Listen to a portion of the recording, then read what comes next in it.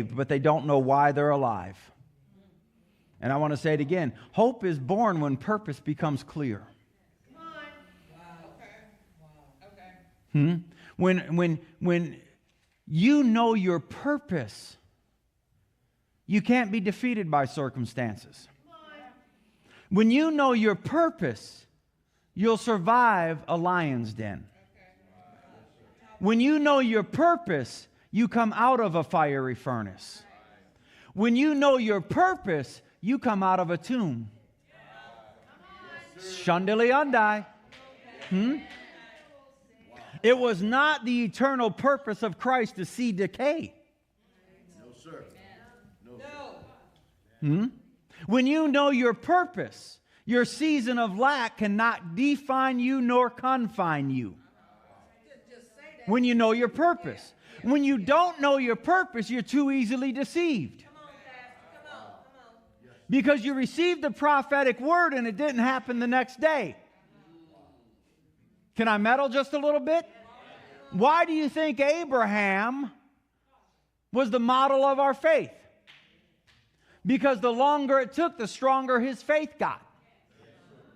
Why? Because he counted him faithful who had promised. He didn't look at his circumstances. He didn't consider the deadness of Sarah's womb, nor his own aging body. But listen, the thing he saw beyond old age was an eternal creator. Hallelujah. Thank you, Lord. He was aware of the deadness of Sarah's womb, but that was not his first consideration. His first consideration was something you couldn't see with mortal eyes, and that was he who had promised. He who had promised. Not even the promise, but him. Are y'all following me? Huh? A promise is only as good as the one who made it. Yes, sir. You can't hold on to the promise of an untrustworthy man. That's right. Yes, sir. Are y'all listening? You can't be secure in the promise of an unfaithful man.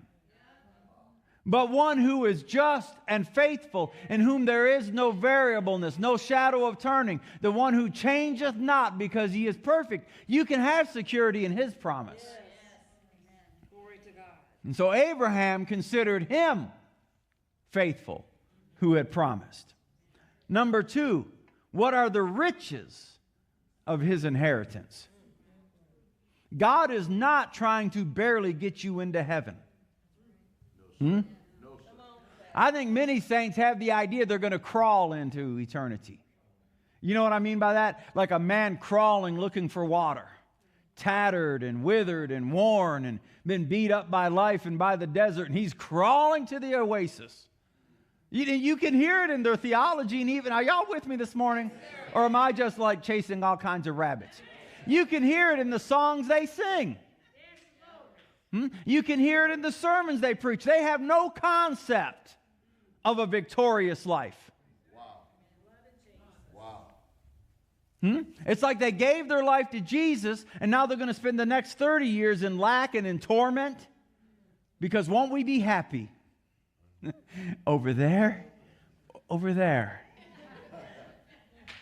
But long ago, I came to the conclusion it's a shame for the people of God to look forward to death when he said, I have come that they might have life. You understand the difference? What a shame that our greatest hope is one day we get to die. When the one who died did so that we could have life, and not just barely get by life, but an abundant life.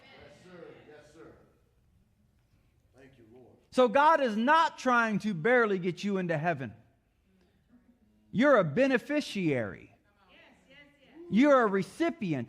You're an heir of grace. You belong to the family of God.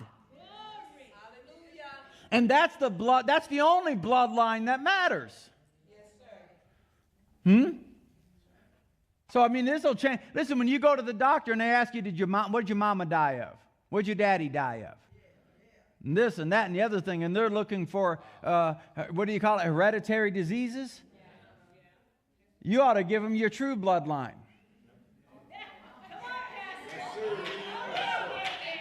Say, my daddy ain't never died.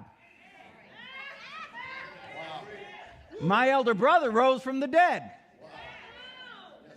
I'm related to the prophets of old. I got kings in my family line.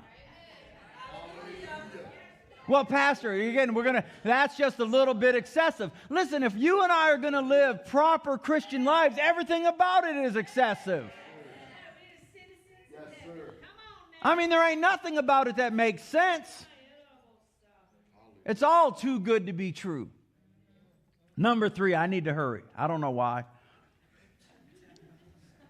He wants us to know the greatness of His power. Notice all 3 of these things. The hope of His calling. The riches of His inheritance in the saints. And the greatness of His power. That I might know Him and the power of His resurrection. Yes, sir. The same power that raised Jesus from the dead is at work right now, present tense, in those of us who believe. And Paul wanted the church to stop living as spiritual paupers. What is a pauper? I'm glad you asked. A pauper is a poor person. And I'm not talking about whether you got a lot of money or little. I'm talking about poor in soul. A pauper is a down and outer. Y'all listening to me? Yes, sir. Do you know what a down and outer is?